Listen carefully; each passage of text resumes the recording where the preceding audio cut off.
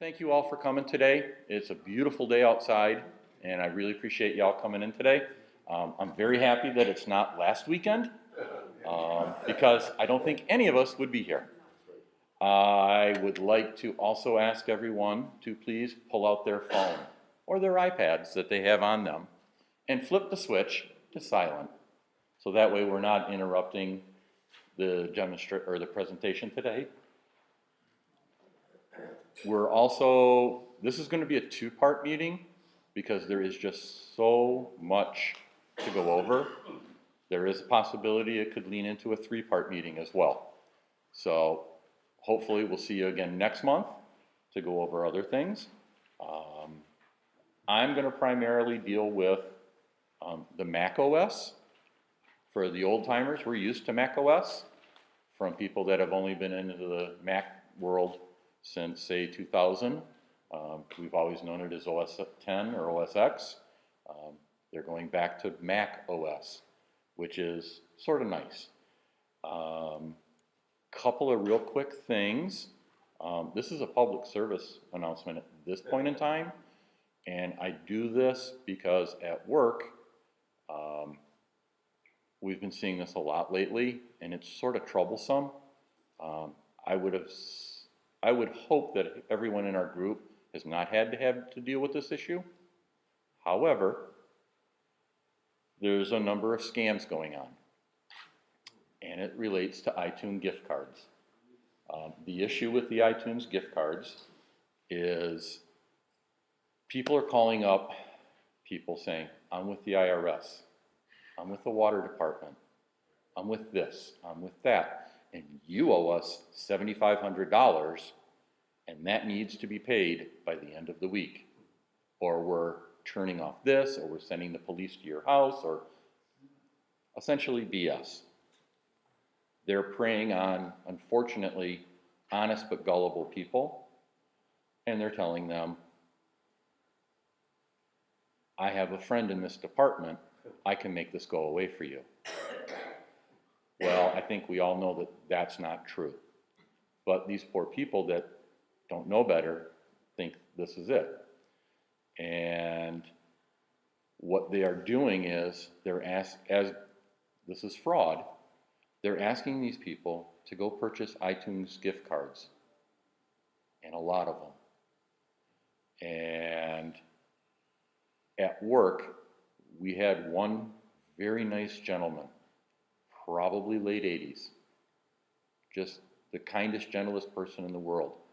And he came in scared out of his mind because they told him, go get some iTunes gift cards, and I need $4,000 in iTunes gift cards. Don't tell them what it's for if they ask. Tell them they're gifts for your grandkids. This guy came in, wanted $4,000 in iTunes gift cards. So iTunes gift cards, you can set a dollar amount on, and it goes up to $500.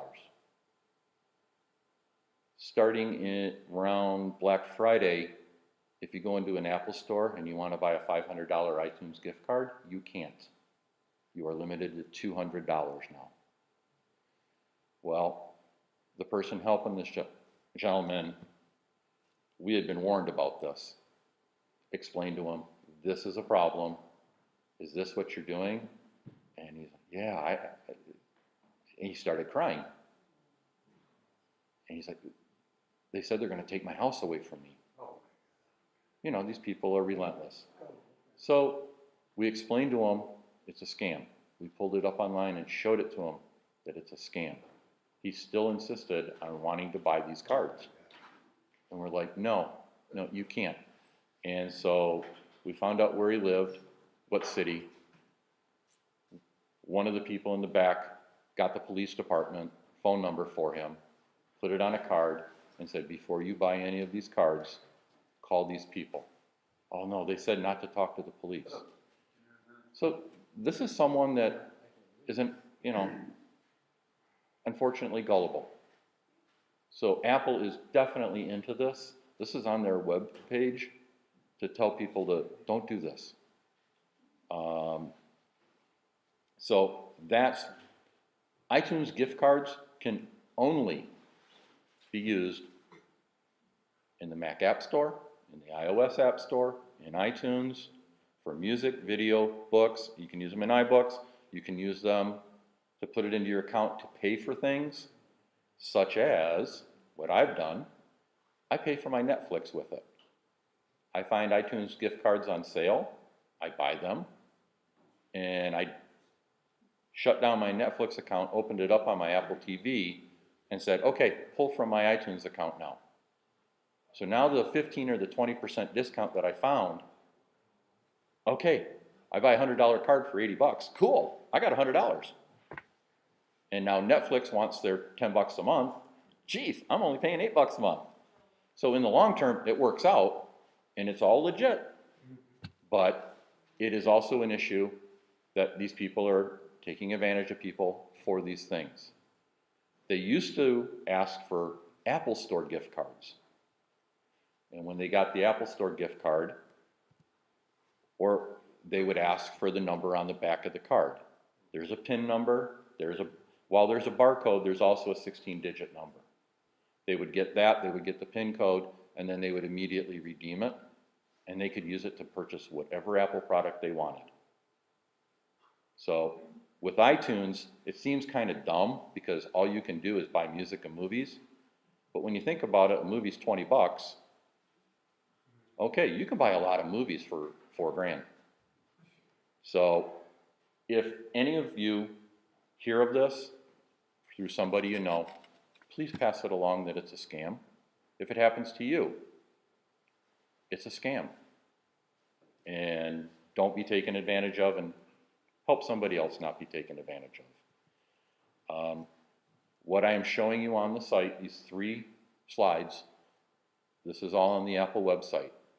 And there's information, heck, through AARP about the scam. There is information through the FTC, and there is also with the IRS. They are all aware of this, and they are all trying to warn people about this. So if you can do a nice deed for somebody, hey, here's a great one to help somebody out if you hear about it. Yes, sir. I don't know if it applies to where you work, but where I work, if they try to purchase more than $2,000 any gift card, there's money laundering laws from Homeland Security and all that go into effect. Yep. We tell them they have to file a SARS report, this activity report. Yep. Things kind of end right there. It usually does. People, they stop at that point in time. I noticed Kroger was running a 15% off sale if you use your Kroger card on any of the iTunes cards till the 20th. So if you need some, go to Kroger before the 20th, use your Kroger card and get 15% off. I missed out the 4 times fuel points, unfortunately, but that's what it is. But even Kroger is doing the same thing. They're limiting how much you can, I think it's $300 is what you can purchase on a transaction of iTunes cards right now because of this issue. So that being said, we're now going to move on to the main part of our meeting. I hope you learned something. I hope you enjoy it. And I really hope we can get through it because there is so much information we may not be able to. Sheeta is going to be going over the iOS next month. Good. Okay, so part 1, macOS and iOS new features, part 1, MacGroup Detroit, December 2016. I have a quick video for everyone. Since you were talking about installing OSs, I think this is pretty interesting. And go.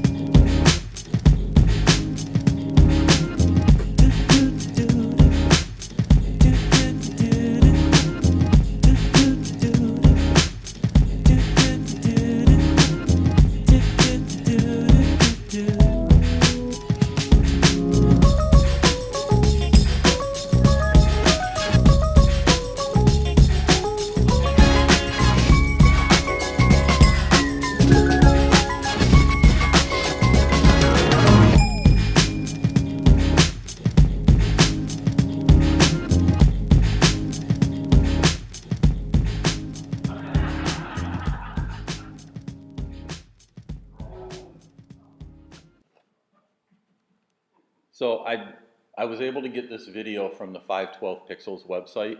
Stephen Hackett runs this. He does a lot of blogs. And it's a great site for people that want to look back on Apple products as well. I will personally admit that the last song that we heard haunts me in my dreams.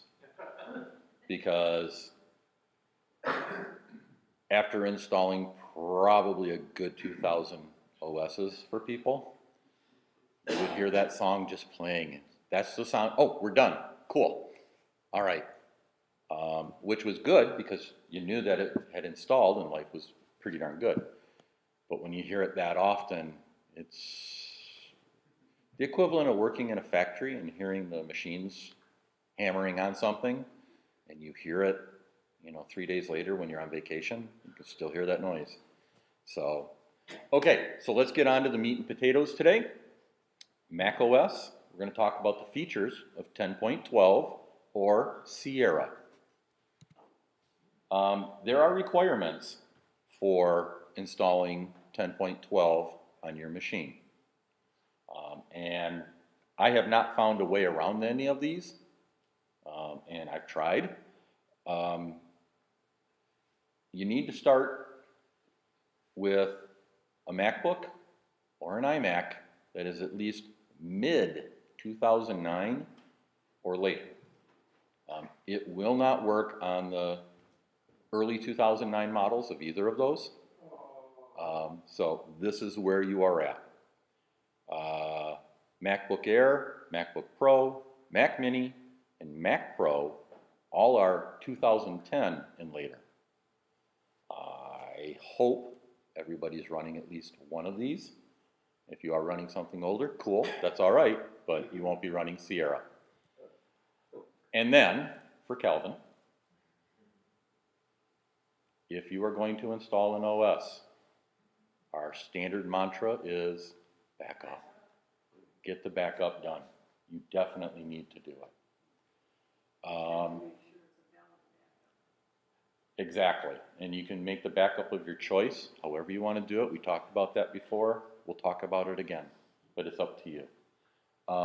One of the neat things about installing Sierra, if you are on El Capitan in the most recent version of it, the App Store does not require you to punch in your Apple ID password. It just downloads it, and you're good to go. If you are on an older version, from Lion all the way up to the early version of El Capitan, it will require you to put in your password to download the software. So if it does pop up, that is why. Next up, I'm going to quickly just name some of the features, and then we're going to go into the features that there are for Sierra. Password, Universal Clipboard, Apple Pay, Security, Siri, which is really awesome, followed by Auto Unlock with an Apple Watch, Messages, iCloud Drive desktops and documents, note sharing, and Wi-Fi health. These are some of the big features that Apple wants everybody to know about to continue with moving on. So, with password, when people installed El Capitan and I believe Yosemite, it gave you the option to use your iCloud password as a login password for your computer. Sort of a good thing, sort of a bad thing. Good thing is, for a lot of people, oh, one password, cool, one password. Bad thing, Mike, can I give you my computer and can you log in? Now Mike knows my password for my Apple ID because that's what I'm using on the computer. You could go back in and change it, and it was great because if you forgot your password, you could use that iCloud password to get back in again and reset your password. So there's an advantage. I don't think it's a great advantage, but it's an advantage.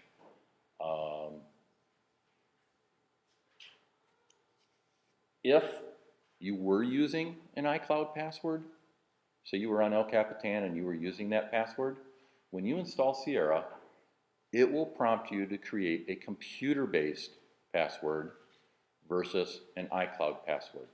Because apparently some people at Apple saw the light and realized, you know, let's let these people go back to what they were used to doing instead of getting confused and, oh, I don't know what my iCloud password is and having trouble. So that's something that I think is valuable, and hopefully you might find it the same. Universal Clipboard. There are some requirements to use Universal Clipboard. They're necessary for the whole point for your own security and safety. To use it, your Apple ID must be enrolled in two-factor authentication, and the user needs to be signed into their iCloud account. If you are not doing that, it will not work. If you're going to try and move photos with Universal Clipboard, you have to be on Wi-Fi, and that's what they want. It's for security. You can also extend a clipboard to like an iOS device. So if you want to pick up on your iPad where you left off on your Mac, you can do that, or vice versa. But to do that, it requires Bluetooth to be enabled. Well, as I think most of us know, if you're using Bluetooth, you've got about a 30-foot range. If you're using Wi-Fi, you've got about 150-foot range. So these are some of the stipulations that you must do should you wish to use the clipboard, which, if you're multitasking and you're working between multiple devices, this is great. But if you're trying to use your iPad at home from your computer at work, it's not going to work. So just keep that in mind as well. They're assuming that you're going to use these devices within reasonable proximity to each other.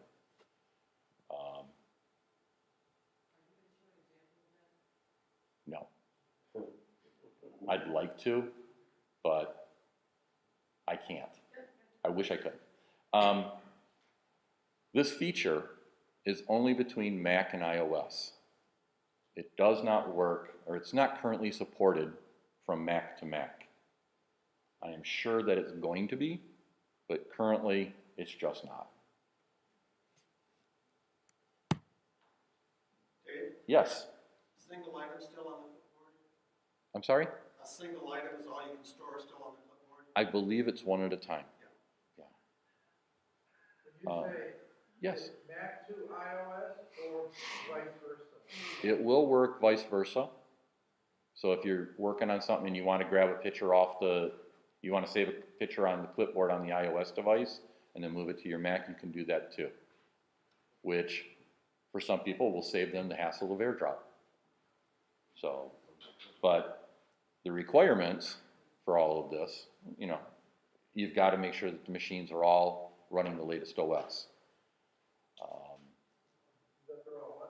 Running the latest operating systems for each device. I would like to talk about Apple Pay. Can I get a show of hands of how many people that actually use Apple Pay currently? Okay, so a handful of people. Out of curiosity, could somebody tell me why they don't use Apple Pay? Yes, ma'am. So, I think you only use it on your phone to pay for things, and you're saying your Mac.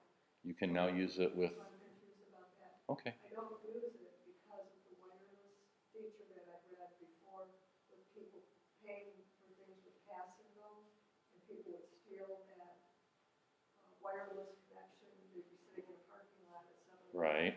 They'd steal it out of the ear, then they'd. Yep, because pass and go stinks. So I don't want the same thing to happen here if I don't know what I'm doing. Okay, I so understand it. very valid concerns. Why would you want somebody to grab your information that's coming off of there. I wouldn't, but I use Apple Pay all the time because they can't. That's the beauty of it. It's what goes through isn't encrypted. It's just a passcode that's issued. There's no credit card numbers that are transacted. So for me, I think that's a wonderful thing because we've now cut out the people that might want to try and do that. Okay, I don't have to worry about putting my credit card or my debit card in a gas pump or an ATM, well, a gas pump in my case, and worry about somebody stealing my information because they have a skimmer on it. I have that concern with ATMs as well. I think everyone would not like to have their information stolen. I had my credit card or my debit card info stolen last year, and because somebody was spending $99 on the PlayStation Network. I don't own a PlayStation. It wasn't me. And then the bank issued me a new debit card and said, really, you should use these purchases on a credit card because you get more coverage. Because if this would have been bigger dollars, you'd have been out that money in your bank account for a longer period of time. Okay, so I got their credit card. And 4 months later, I had a $1,000 Costco charge. I don't spend that kind of money at Costco. I mean, it's easy to do it. There's no doubt about it. If you can get out of Costco for under $100, congratulations. I can't do that. But somebody spent $1,000 on something, and I called them up, and they issued me a new credit card again because somehow my number got compromised. So, and it's one of those, well, how does this happen? And there's a ton of different ways for your information to be compromised. So this is more secure? A lot more secure. Yeah, because there's no information, there's no personal information being transacted when you use Apple Pay. What happens if you lose your phone or you delete? Do you have a passcode on your phone? Yeah, I do, but Okay. I break it down. So if you lost your phone, let's say I took your phone. If I go into the wallet where your cards are stored, I can only see the last 4 numbers. I don't see all the numbers. Those are the ones that identify you for me. So just the last 4 numbers. The card's useless without all 16. You have to have all 16 numbers visible to use that. You see the last 4 numbers, you have no idea whose it is. Yeah, it's your name, it's the last 4 numbers, but you need all 16 to do that. And that's where the security comes in. The security of, I can stop in a snowy night at Meijer. I can walk up to the pump, I take my phone, I use the fingerprint reader, and I hold it up to the pump, ding, and I'm done. I put my phone away, I didn't have to pull out a wallet, I didn't have to try and get the card in and out multiple times. It's now done it, I'm pumping gas, and I'm on my way. So your concerns, they are valid, but look into it a little bit more. I think you're going to find a big peace of mind with doing that. Lou? Everything was going fine in the Apple Pay, put everything in, working great. Rejected it. So I go over to my credit union and say, the credit card won't work for that. Right. There are a number of banks and credit unions in particular that do not accept Apple Pay yet. There are a number of banks that do, and if your credit union or your bank doesn't, you want to let them know to add it in and, add it up. It works fantastic. It is very safe. It is very secure. The ability to use Apple Pay on the computer, yes, it will make it easier for you to spend money. But so what happens is you have to have your phone near the computer, and on the website you can you do the fingerprint read on the phone, and the Sierra will pick that up and do the transaction if that website handles Apple Pay. They send you a code, you get it on the phone, you punch it in, fingerprint, boom, and that's where you are with that. Or if you have to do MacBook Pro that's got a fingerprint reader on it, you can do it directly. Right, which would be lovely to have, but Yeah, I don't have one yet. Yes, Well, she had a concern about the numbers, even the last four numbers being, visible. sure. When you have Apple Pay, your credit card numbers aren't even put on the card. There's actually a number that's only, like, registered to your phone, and that's the number that's put on the card. So your credit card number never, ever appears anywhere. Right. So let's say you went to Starbucks. Okay, pumpkin spice latte, no problem. You walk up, their machine for where you would swipe your card or insert the card, you can take your phone, put it down, it does it. Starbucks doesn't know your credit card. They don't get that number. They get an encrypted code, which goes then to the bank. The bank gets that, okay, yep, authorizes that, the $6 you just spent on that coffee. And that's it, it's done. There's no information. So if someone is sitting in Starbucks trying to get people's numbers, they can't. Because it just doesn't work that way. Yes. Receipt goes in? Receipt, you get your receipt, it shows up on your phone. And on my watch, it'll show me, I'll walk back to work, and while it's on my phone, I'll get a message on my watch saying, oh, your PNC card was just used at Starbucks for this much money. Oh yeah, I know that. Okay, cool. So you get alerts as well, letting you know. Yes? If I want to understand, Apple Pay generates a new code for each transaction. Correct. Yeah. Every transaction is a brand new encrypted code. So the ability to have that on the computer, that's pretty good, because this time of year, I am sure that people have shopped online for the holidays. Would that be a safe assumption? Okay. So let's say you find a good deal on something, and you're not quite sure about the website you're at. Now, you would assume there would be a lock up in the menu bar, so you know it's a secure site. Well, what if it isn't? Okay, you're sort of running a chance. Well, if these people are using Apple Pay, that means that they've been approved, so you know it's a legit site. And the more and more people that are now taking on Apple Pay, okay, again, it's a little bit safer. I bought my son, well, he won't see this till next year. We bought our son a new desk chair. And it's that like racing car seat, gamer chair type of thing. And the website that we bought it from looked really sketchy. But the website that I found it from is a legit site. I'm like, okay. So when we bought the chair, we used that one credit card that we have that we only use for weird things. And we used it there. And that way, if something else decides to show up on that site, we'll know right away. And okay. And we pull this card out maybe once a month. And that's the only reason we have that card. So, is that my way of being secure? Yeah. Is it the best way? No. If that website would have offered Apple Pay, in a heartbeat, I would have taken advantage of it, and it would work so much easier all the way around. And then bringing it to the computer is just fantastic. And I think they dragged their feet on it because, as Jack said, they were waiting for the fingerprint reader to show up on the computer. Well, if you've got a computer with that fingerprint reader, boy, what's stopping you from using Apple Pay? Because that's how it knows it's you.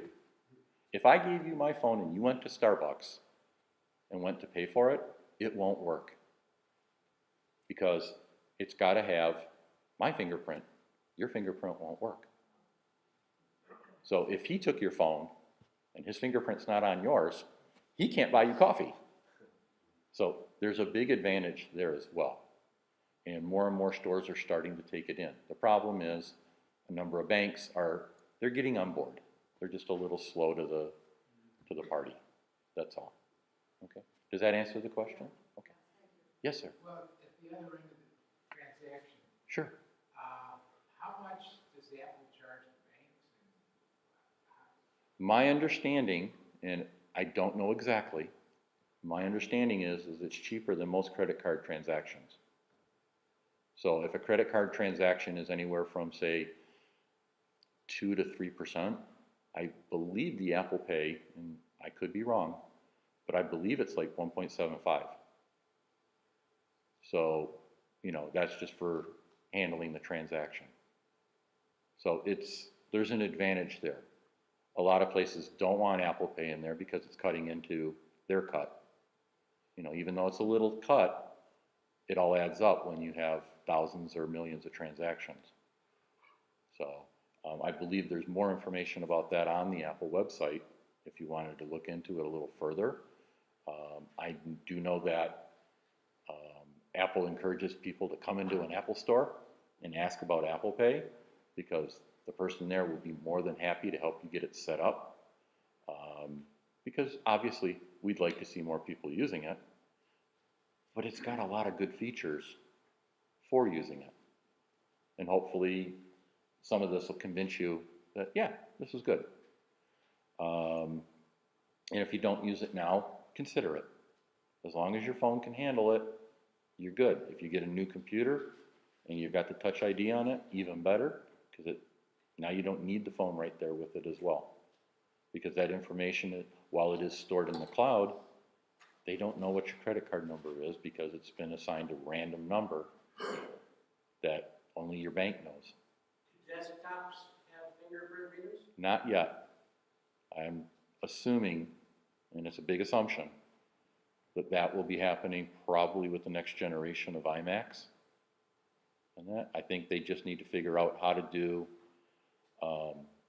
the fingerprint reader on a wireless keyboard. I think that's the big touch. Because I don't see them, if you buy an iMac today, it comes with the wireless keyboard. Comes with the mouse, comes with the trackpad. Your choice. But there's no fingerprint reader built into it. If you want a wired keyboard, you can swap it out, but they all come with wireless. And I think they just haven't figured out how to get the wireless fingerprint on the keyboard over to the Mac yet. You know, obviously on a laptop, that's not a problem. They were able to incorporate it. I'm sure it's coming. Maybe they'll incorporate it onto the screen of the iMac as well. I just read last week that fingerprint technology under glass is now the next new big thing that Apple's going after. So that would mean one corner of your iMac is going to have a place for you to put your thumb to get that fingerprint in there. So that wouldn't be a bad thing. I mean, you have a fingerprint in that corner all the time, but yeah, you can live with that. I mean, how many people have used, say, like an IBM ThinkPad in the past? Or maybe in the present? Okay. And those had fingerprint readers on some of those. And they worked, sort of. So the technology is there. It's just whether it's been advanced. The new ones work pretty well, actually. Do they work better? Okay. I use mine all day long because with the security we have at our place, I have to put my password in about 50 times a day. It's like, no thank you, I'd rather just do this. Okay. Which makes a lot of sense. So, a second here. Okay. So, every time Apple puts out an operating system, the words improve security are part of it. Okay. What Apple is saying on this one is they've improved it for third-party installers. So, if you've gone to a website and you've downloaded software and you try to install it on your Mac, Gatekeeper doesn't want to let it in because it's not an identified developer. Okay, well, how do I get this piece of software that I really want on my computer? You would go into System Preferences, you'd go under Security and Privacy, and in there you had the choice of accept only from known developers. You would have accept from third-party developers, or you used to be able to choose always. Always is a horrible idea because that's how the malware seems to end up on there because it skips in through that. they've taken away the always feature. So now, if you want to do it, you can't just default and leave it at always so it downloads every piece of software in the world, because it's just not a good idea. Why would you want to download something if you're not really positive it's the right thing? There's tons of people that, oh, let me download this software so I can get the new Star Wars movie that just came out. Okay, well, who knows what you get with that piece of software? And worse yet, who knows what it does to your system? You've got this piece of software that now has control of your system because you gave it control. And if you thought malware was bad, boy, this makes it even worse. So a lot of people think, it's not a big deal. But it truly is. And it's a good standpoint to save yourself headaches. It may not happen to you, but it could happen to somebody else you know. And if they're on the new system, it's no longer an option, so hey, even better.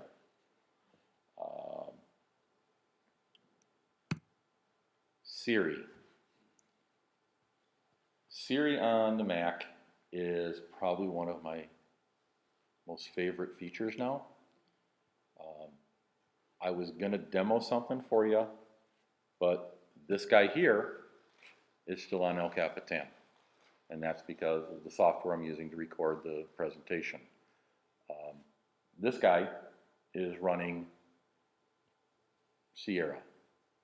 So some of the basic things that Siri needs to work with your computer, you need an internet connection, because Siri is internet based. And you've got to have it there.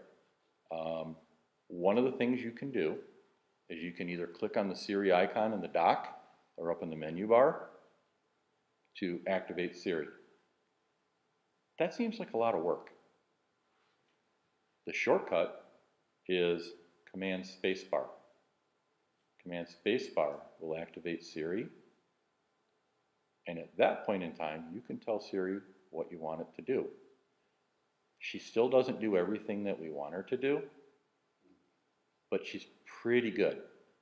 I can do that and say, Siri, open iTunes, and she does. Cool. I tested it with messages.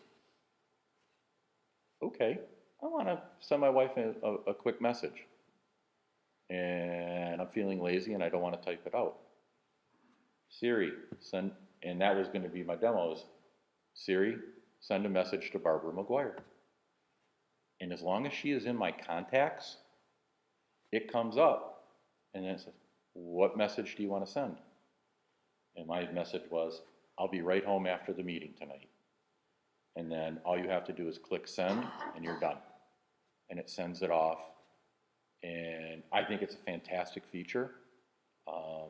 It's probably a very fantastic feature for a lot of people that maybe have a disability, maybe vision issues. And that's just a nice, easy way to go in and do a lot of different things with it. So again, if you're going to use it for messages, that person does need to be in your contact list or your address book. Another thing is, you have to have used messages before on your computer. The first time you do it, it won't work. But if you've used messages on your computer before, you're A-okay.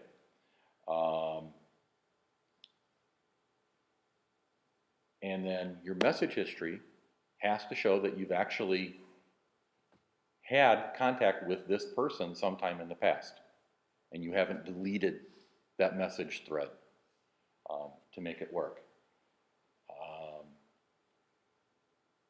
One of the really neat things that I was really surprised by was the special requirements for some Macs. How many people have a Mac Mini? Mac Mini? How many people have a Mac Pro? Okay, if we want to use Siri on our Mac Mini, or our Mac Pro, we can't use the internal microphone. We have to have an external microphone plugged in to make Siri work. I have no idea why, but that's the requirement to use it on a Mac Mini or a Mac Pro, is an external microphone. So if you do have that and you want to use it, go buy yourself a microphone. Yes, Brian? There is no internal mic in those machines. On some of the older Mac Minis, there's an internal mic. No, I thought there was on the 2010. Not in a long time. Okay. Well then, that would explain why you need a microphone. Okay. Learned something myself today. Thank you so much. You're so kind. Yes. You said that command spacebar opens Siri. Yes. Command spacebar used to be mapped to Spotlight. Did they remap it or Yes. did you remap it yourself? I believe they remapped it. So, send a text message to Barbara McGuire.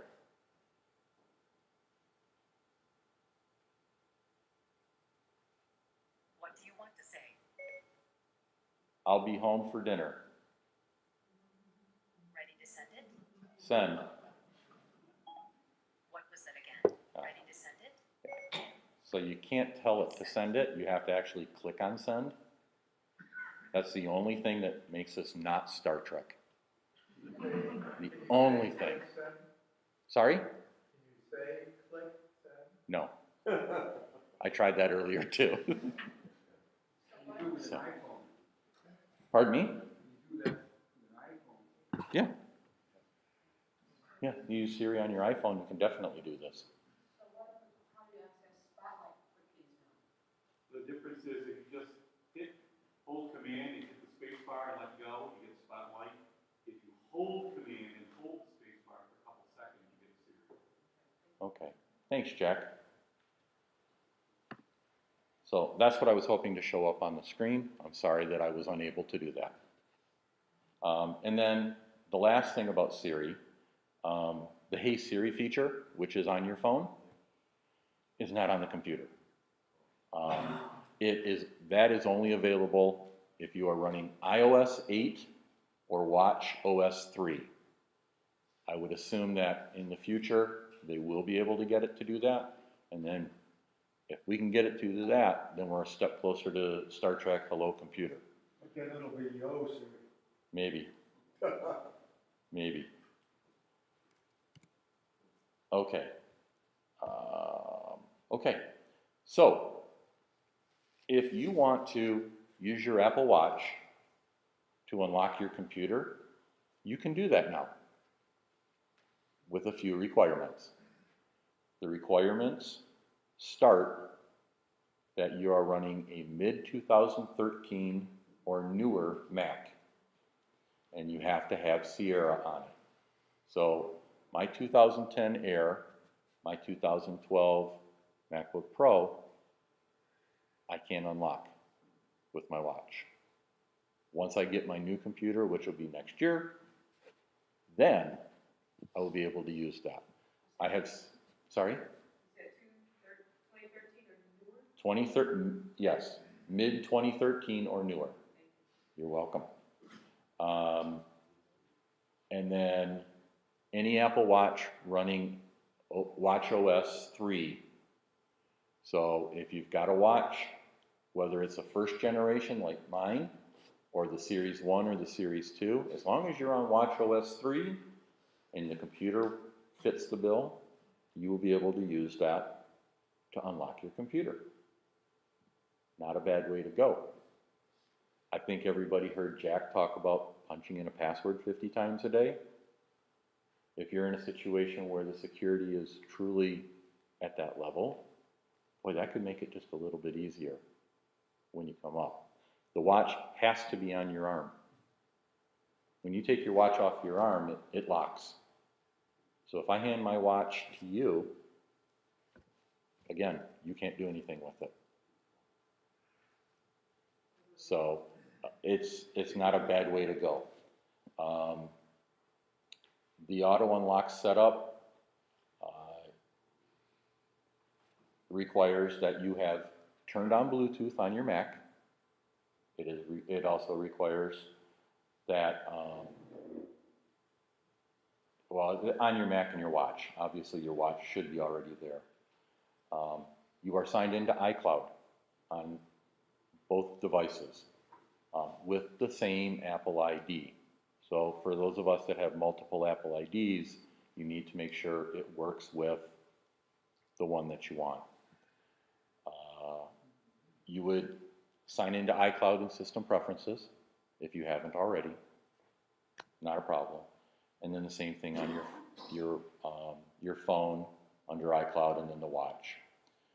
I would also recommend that you learn all about two-factor authentication if you are not familiar with it already, because it does require two-factor authentication to be turned on. And two-factor authentication is a great feature, but it can also be a royal pain in the rear end. Yes, without a doubt. But would you rather be secure? Yes, I would. Okay. Calvin? Can you auto unlock with your phone? I don't know. Calvin asked if you could auto unlock with your phone. If it's saying here that you can do it with your watch, I mean, the watch is sort of working through the phone anyhow. I don't think so, I think you need a watch. Yeah. Thank you.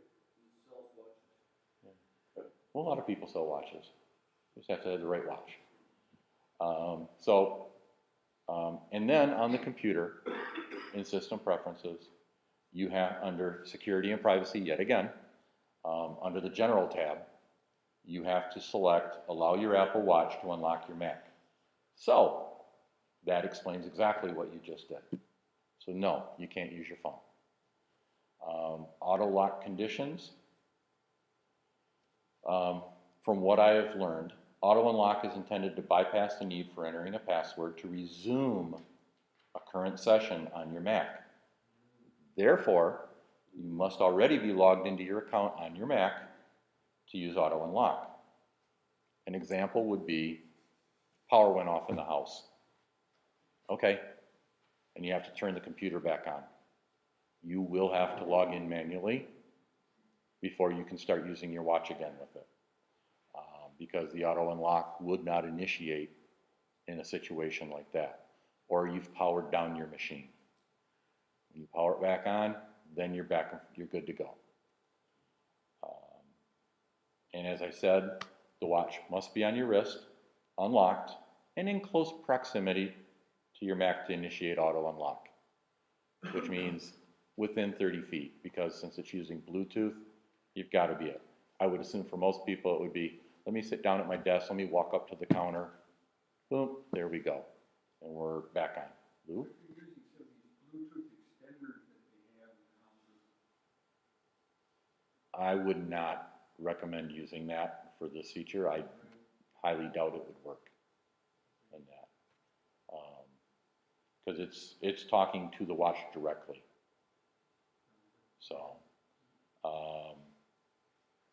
So one of the neat things is, oh, yes. Yeah, if your computer at home is asleep, will that still function? Will it kick it back on, or does it gotta be totally running? If your computer is asleep, you hit the space bar or the trackpad to wake it up. And if it's set to have you put in your password, it would then auto unlock your machine. I'm talking about in terms of unlocking what you were just talking about. I thought it was unlocking your doors. The short answer I would say is no.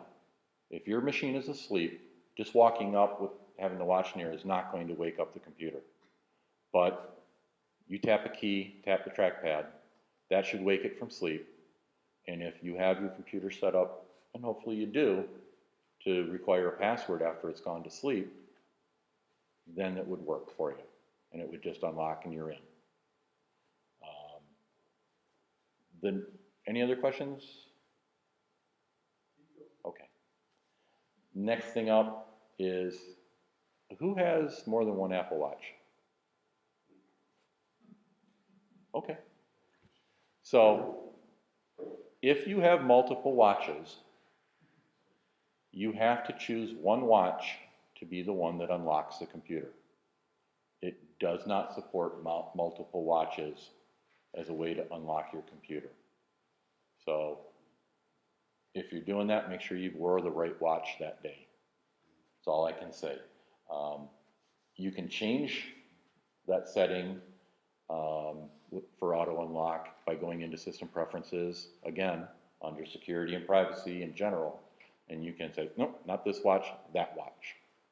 But you are manually doing that yet again.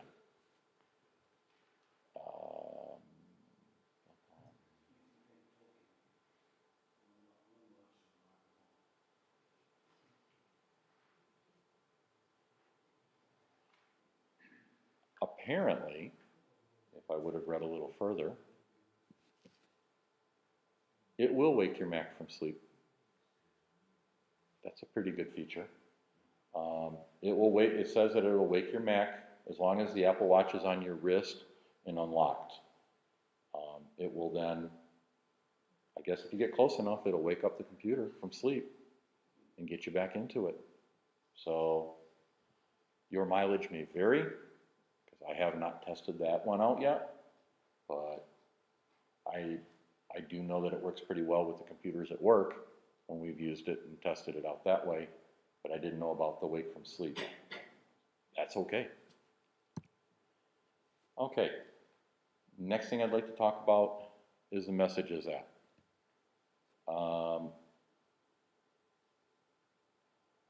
The Message app on your computer in Sierra looks similar to the Message app that you have on your phone or on your iPad. There are a bunch of effects that you can use, screen and bubble effects on your device that now will transfer over to your computer. So has anyone seen like the balloons going up in Messages? Okay, so you wish somebody a happy birthday and it's a party, throw the balloons up. Oh, okay.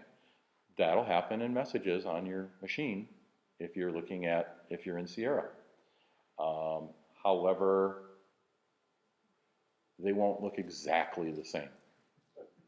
They're pretty close. So it's just something to see.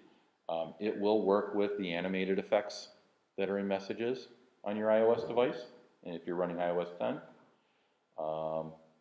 Some of the effects include the slam, loud, and gentle bubbles as well, which if you've used that, you know what it is, because I think the first time it happens, people say, what is going on with my phone? Because, everything just gets gigantic or, for emphasis. My understanding, though, is that the invisible ink bubbles look the same in Sierra as they do on your phone or your iPad if you're running iOS 10. Has anyone used handwriting on their... Oh, okay. So you can jot a quick note to somebody on your phone or on your watch. It's really difficult on the watch because there's not a lot of screen space. And I don't know about you, but I write really big. I don't write real tiny.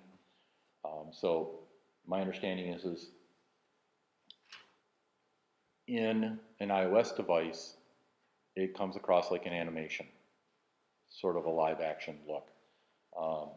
On the computer in Sierra, it's a static image. So once you're done writing and you send, boop, it just shows up as an image rather than an animation. Digital touch and markup.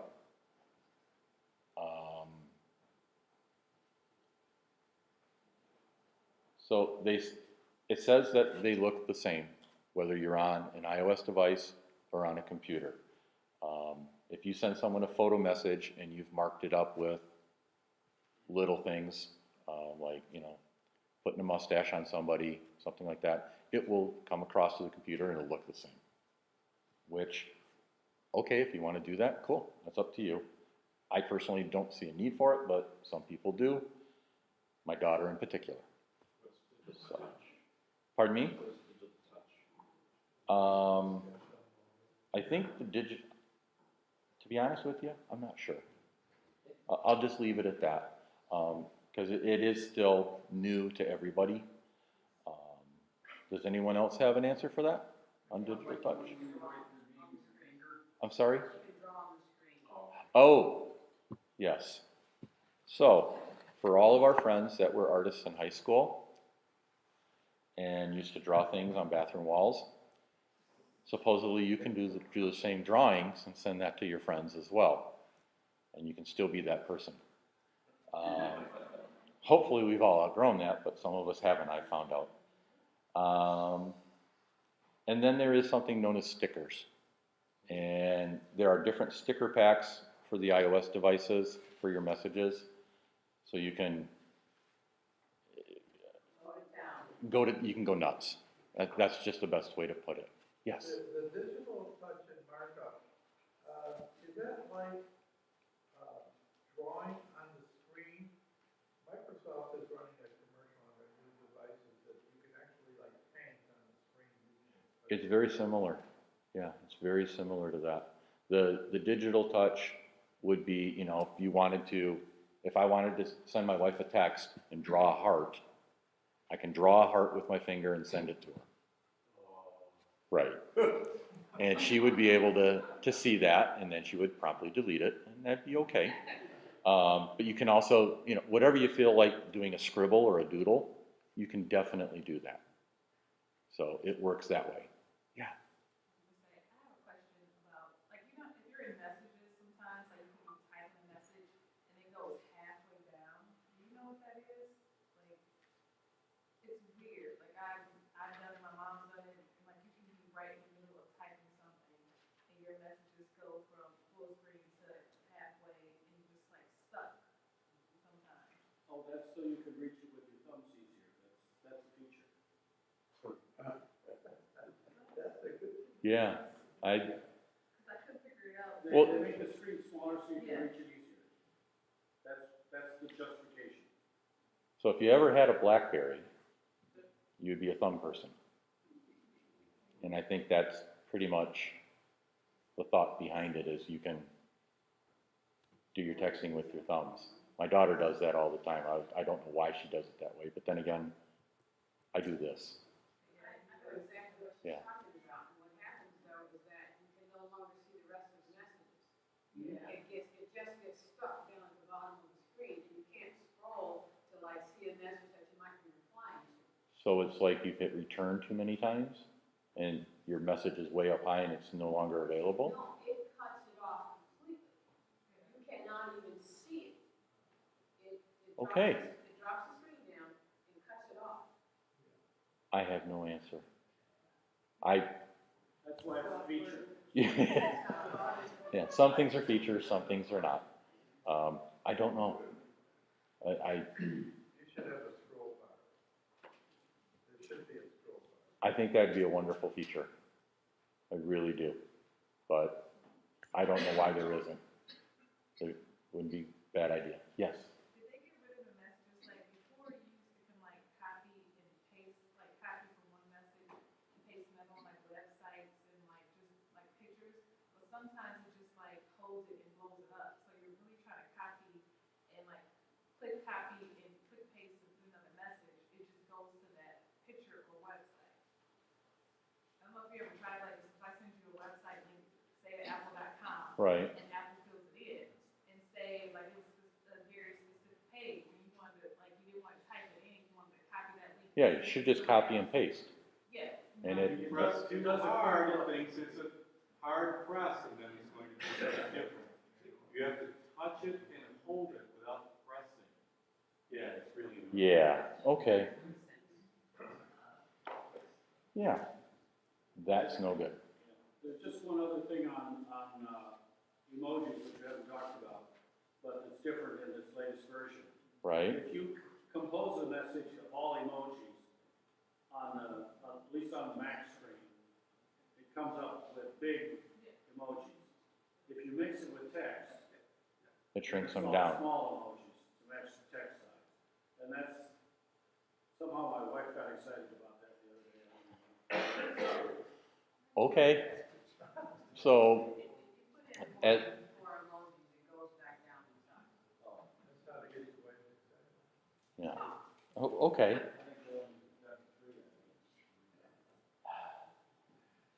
So, as far as stickers go, just to finish up, downloading stickers still can only be on iOS 10 devices. You can't download stickers on your Mac. It only works there. Sierra will show up. It'll give you the details of it, but you can't download them to the Mac. And control clicking on the message would also let you view the stickers as well, it says. I don't know about this apps for messages. This is something that's, my understanding is fairly recent. Yes? You do? Okay. You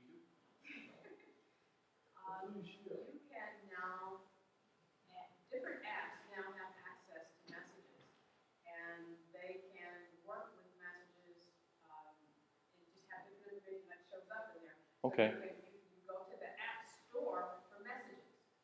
Okay. And you can add things to your phone that relate specifically to messages. Okay. There's a whole bunch of stuff there. There's a whole bunch of stuff there. Okay. So if you had Candy Crush on your phone and they had something that works with messages, you could, well, okay. Well, as an example, I have Scanner Pro. Okay. They have also an app for messages that comes with it. If you go in, while you're in messages, you can hit the Scanner Pro app. It'll take you to the camera, you can take a picture of something and send it right in the message. So you're going to Scanner Pro, taking it and saying, I want to send this somewhere, and hitting the share button, and then saying, no, I want to send it to messages. You can do it right from inside messages, and that's what you can do with that. Okay. I can access, like Shazam, from directly within the messages. I don't have to go to Shazam and then find something and send it in messages. Okay. I can just access directly through messages. Well, that's a time saver. There's a lot of time saver. There's like a whole bunch of things and apps that now access it that way. Okay. So Dropbox does. IMDb has one. Okay. So that you want to send somebody, hey, let's go to this movie, you can find a movie and then just send it right from in there. Okay. So my understanding from what I've learned is that works. The apps are on the iOS devices. They're not on your computer. Right. But you can view that on the computer in messages if you link something. Well, it's a whole Like- separate store for messages. Right. If somebody sends Okay. you one, yes, you'll see. Okay. All right. Okay. Yes, an app store for messages. So Because now you how have do some you apps get that to this include app stuff- store for messages? You download an app from the app store to pull that up? From the app store for messages. Okay. There's a little big button right here that has a little A on it that takes you to the app store for messages. So you will show us all this in part 2 of this? Show you all of these. You really want to come next month. You truly want to come next month. Next year. Well, it's still next month. Next year, there's just Okay. iCloud Drive. In Sierra, we'll take your desktop files and your document files and put them up into iCloud. This is an entire meeting, I believe, by itself, because there are pros and cons to having all that information up in the cloud. When I set up Sierra on this machine and it asked me, hey, you want to put all your documents up in the cloud? I said no, because I was not ready for that. And the same thing with anything I have on the desktop. I can see this being useful, but I currently don't find it useful for myself. It might be useful for many people. When it puts your documents up in the cloud, does it remove them from your computer? That is my understanding. Yeah. So what I had heard, and then why I haven't done it is, if you have your documents and you say, yeah, move it up to the cloud, it puts them up to the cloud. And at first, it was taking them off your computer. Correct. Not a good idea. Yeah. And then when you put something new in documents, eventually it will get shoved up to the cloud as well. It will stay on the computer for a while, but after a day, 2 days, 3 days, it then goes up to the cloud too. And I'm all for cloud-based storage, but you can't pick and choose what's in your document folder to go up there. And while I am comfortable saying it's secure, I don't trust it. Well, how about a documents folder just for iCloud? You know, that special folder that you want going up to the cloud, your other docs are not there. Yeah. Well, no, and actually in iCloud, you can make a folder and you can shove stuff into that all day long. But Sierra by default wants to take everything and put it up there and keep it all up there and then free up space on your computer, which if you have a computer with a small hard drive, I can see an advantage to that if you have enough iCloud space. Now, yeah, and if you don't need access, say maybe you're somewhere where you're not online, you don't have access to those files. So where's your original files? Yeah, I get it that they're in the cloud, but if I go up north, I don't have internet. On my phone I do, but I don't tether. So on my computer, suddenly that file that I might need, I don't have. So that's where there's a disadvantage. So they're changing the functionality of, right now, the things that you put on iCloud Drive also reside on your computer, so they won't change that. If you turn it on, if you don't turn that on, it works the same way others do. Right. Yeah. Did that make sense? That won't be turned on. Right. And it's not until they give me a big switch to say, yes, no, leave on this computer, because I want to keep it where I've got it, just in case. Yeah, I got tricked on that one because I figured I'd buy the minimum extra storage just because of usage on my phone. Sure. But then I ended up making the wrong tick when I upgraded to Sierra. So now I'm getting messages, oh, you got to buy extra storage. Well, they're trying to store the whole Right. computer. That's the disadvantage. Jim? And to add to that, it also stops you from using iCloud Mail because that uses your iCloud storage. Yeah. For whatever's online. Right. So it's great fun to recover from that, and So- it typically takes a couple hours. So this subject right here, because of where it's at, I'm pretty sure everybody's going to be okay if we hold this one off for a month or two so we can get more information, so we know exactly what it's doing. And that's why I wanted to talk a little bit about the pros and cons of it. The other thing is, like Paul said, you might need to buy extra iCloud storage. Could I see by just a show of hands, how many people have the free iCloud account? Okay, so you have 5 gigs that you're using to back up your iOS devices maybe. And then possibly Sierra now wants to back all your documents up and your desktop files. Yeah, it'll warn you and say, hey, you don't have enough iCloud space, you need to buy more. Okay, so for 99 cents a month, you can go to 50 gigs. Yeah, okay. For $1.99, you can get 200 gigs. For, I think it's $9.99, you can get a terabyte. And they now offer a 2 terabyte iCloud storage, which is $19.99 a month. I'm okay with $2 a month for 200 gigs. Yeah, it's okay. But I'm not keeping everything up in the cloud. I've got the Dropbox account with 1 terabyte of space, and that is, I believe it's $9.99 a month or $99 for a whole year. So you get 2 months free. And I did that. But I think I have all of about 20 gigs in Dropbox right now. So I'm like, I'm probably not going to renew it. I'll probably take that money and put it towards iCloud. But Dropbox just makes it too easy to use because iCloud doesn't give you the features of the people that are used to iDisk, where you could let somebody in and go from there. iCloud doesn't seem to want to work that way yet, and I'm sure it's a security reason for that. Calvin? For whatever it's worth, about 2 cents of it, I see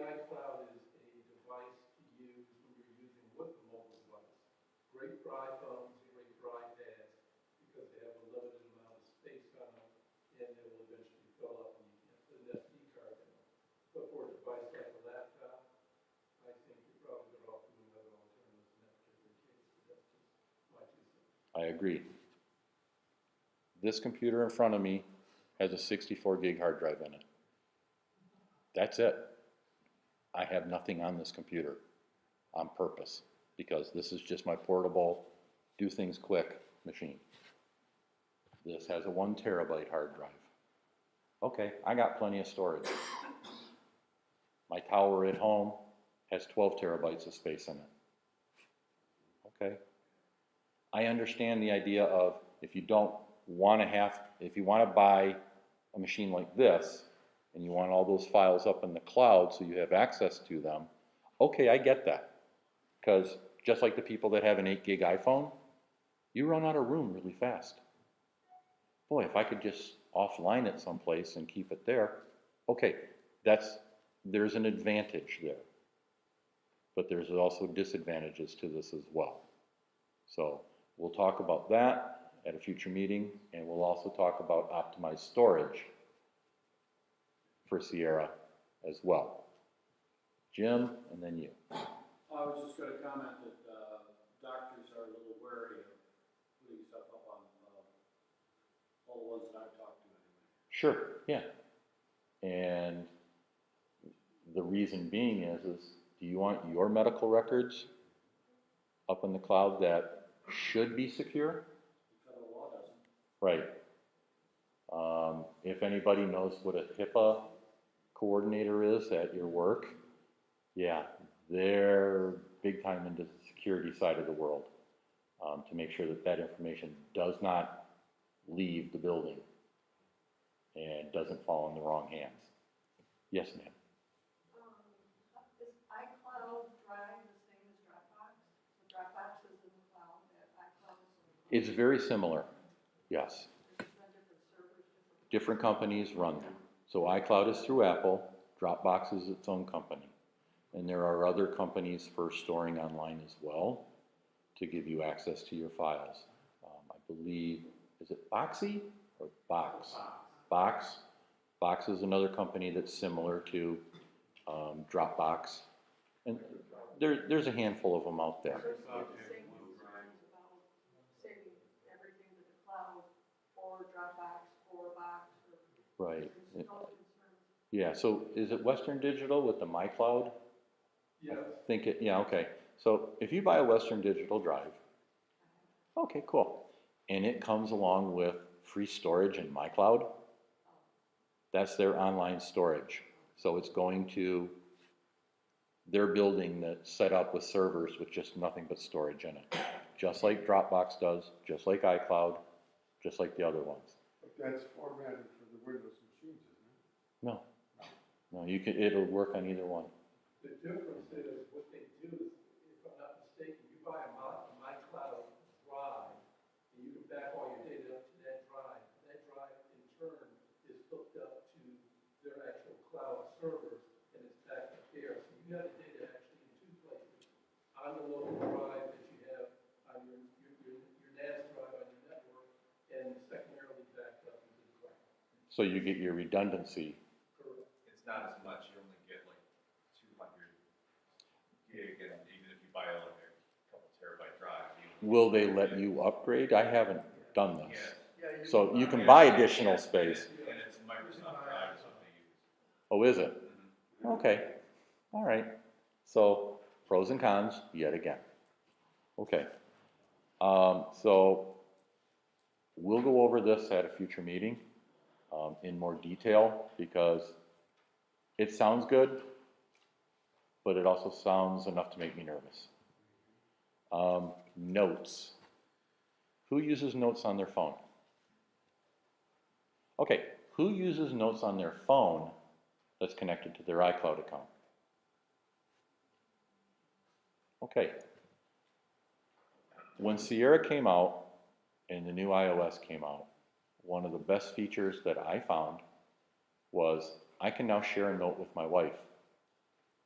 The note that I share with my wife is called groceries. Because I have tried, I don't know how many different apps to share for a grocery list to try to do it, and they're all clunky and they're all a pain in the butt.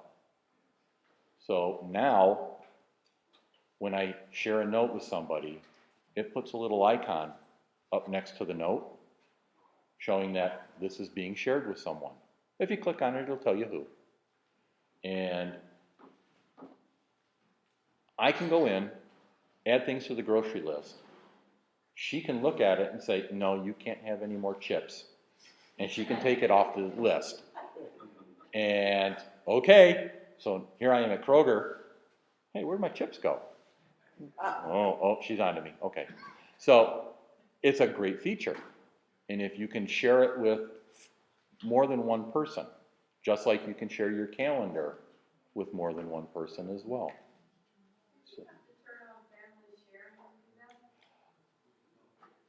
no, I didn't. When I tried doing that with my husband, they asked for family sharing, they asked for something else, and then it still didn't work. Well, let me back up. I have family sharing enabled in iCloud right now. See, I don't. Okay, so I have that enabled so that way my daughter going to school at Eastern can have full access to the movie library that I have in my iCloud account. And she has full access to my music and my Apple Music as well because I have family sharing turned on. The catch with family sharing is if she decides to buy something, I could end up paying for it. So I'm very good about this. My oldest son does not have this information and never will. My youngest son, his phrase is, I could care less. Okay. This note sharing is a most wanted feature for the last couple of years for one of my clients, I'll call it. And now that he can share the shopping list with his wife, and she doesn't mind notes at all, he's just happy as a clam. He's no longer talking about moving to Android or any of those other foolish things. To my mind, it's one of the better things that happen, and he does not have family sharing set up. Right. And the nice thing about this, well, maybe not a nice thing about this with shared notes. You can't give anybody read-only privileges. So if you share a note with somebody, they have full read and write capability. So when Jim sets a note up, if his client looks at it and doesn't like what he sees and deletes everything in the note, it's gone. Chips are back on the list. Well, maybe, yeah. Or there's no are you sure? There still is no are you sure when you delete a note. No, there isn't. It just deletes it and that's it. Now, there is a way to recover notes. However, it requires you to have the person, one of the people in that shared note, try to bring it back up for you again. So if you delete it, if I delete a note that Mike and I are sharing, Mike can send the note back to me and I can bring it back in again and I can have all that data. But if he does it, I can then send it back to him, or I can say, no, forget it, we're done, and go from there. I can see this being a horrible thing with my mom because she would delete everything. Just, what does this do? Oh, that deleted all your photos. Okay, so that's where that is. Lou? These things could be used for shopping, so if you're in one store and she's in another store, Yeah. and she buys the item, can she check it, or should she have to delete it? So you delete it. Well, you can use the checklist too. Yeah, well, you can set up the checklist if you want, and then and it will send it to them as long as you're connected to the internet. And when there's a new note that comes out, or a modified note, excuse me, it gives you a yellow dot. And then everybody that's sharing that note gets that yellow dot so they know, oh, something changed on that note. So at least that way you're not caught off guard, because in the note, when you open the Notes app, it'll, okay, this note's been modified. Two people with the same set of lists or shopping, okay, so if one buys it, boom, and the other person can see it. Well, you've shared it. It's one list. It's not two lists. It's just one list, and you've now shared it, and you don't have to worry about managing two different lists. So, Jim, real quick. It's not new in Sierra, I'm told, but the checklist is also very nice. And you asked if I use it on the phone. The answer is yes. When I'm packing to travel, I make up my packing list this suitcase, that suitcase, things that need to go in the car, as checklists in notes. Okay, And then as I'm doing packing, I'm reading my phone to make sure I got it and checking it off on the phone. Okay. That has been a lot better to use an Excel spreadsheet to keep track of stuff like that. without a doubt. Yes, sir. So this moving notes, recovering notes, all that, that's only with the cloud. Not like Correct. I think it'd be- Yeah, the only way you can share or recover is you're using iCloud. And family sharing, I can't would be bypass part- the cloud and go between my phone and desktop. I don't believe so. Because that's how the note goes from your phone over to the desktop anyhow. You should really think of it as ephemeral. Okay? It isn't long-term storage.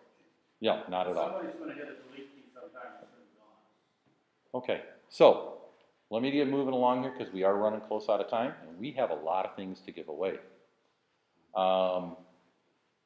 Another thing is shared notes can't use passwords. You can manage, the person that sets it up can manage who can use it, but that's it. Recovering notes. If you wanted to move a note, you can't move it outside of iCloud. It has to stay there. You can copy and paste it into another note someplace else if you want, but you can't, it has to stay in the primary. If you accidentally delete a note that someone else shared with you, you can accept the original sharing invitation again, and when you re-accept it, that note will be added back to your notes list, and it'll contain all the previous changes. If you don't have the original invitation, you have to ask the person that sent it to you to issue it again.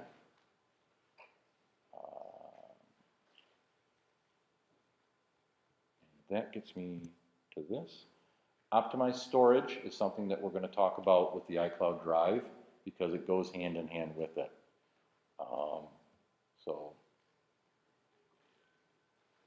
Storage optimization sounds like a really good idea, but when you think of a photo and you optimize a photo, you lose your quality. I'm not real great with that, and I think most of us here probably would be in the same boat. So that's where that is. And then the last thing, Wi-Fi health. If you are running Sierra already or you're running iOS 10, and let's say you go to the Apple Store and you connect to the Wi-Fi that's there, and you say, okay, join Apple Store. Cool. It will pop up and tell you, poor security, because there's no password. It looks at passwords, determines if it's a strong password or a weak password, and it gives you warning. Hey, this network doesn't have a really strong password, or it doesn't have any password.